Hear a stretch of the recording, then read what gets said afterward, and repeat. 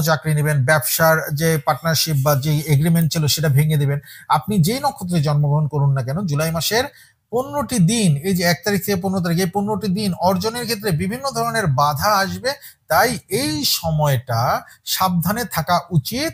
কারণ মকর রাশিদের সাথে যারা এরকম করবে তারা খুব একগুঁয়ে, অভদ্র, জেদি, গোয়ার ব্যক্তি, যাদের মধ্যে কোনো বিবেক নেই। ইভেন এটা আপনার রক্তের সম্পর্কের কেউ হতে পারে, এর ভিতরে বিবেক থাকে না, অনেক সময় থাকে ভাই বোন মা বাবার মধ্যে থাকে একেবারে বিবেকহীন।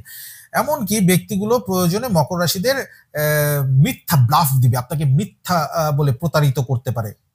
হয়তো আপনি চিন্তাই করেননি যে আরে আমার মা বাবা বা আমার সন্তান কি আমাকে ব্লাফ দিবে কিনা, দেখবেন যে ব্লাফ দিয়ে দিবে। তাই জুলাই মাসে মকর রাশির মানুষরা যতই লোনলি থাকুন না কেন, মনে রাখবেন স্বধাষ্ট যোগ চলছে, যতই আপনি লোনলি একাকিত্ব ফিল করুন না কেন, নিজের চারিদিকে প্রতিরক্ষার দেওয়ালের ভিতরে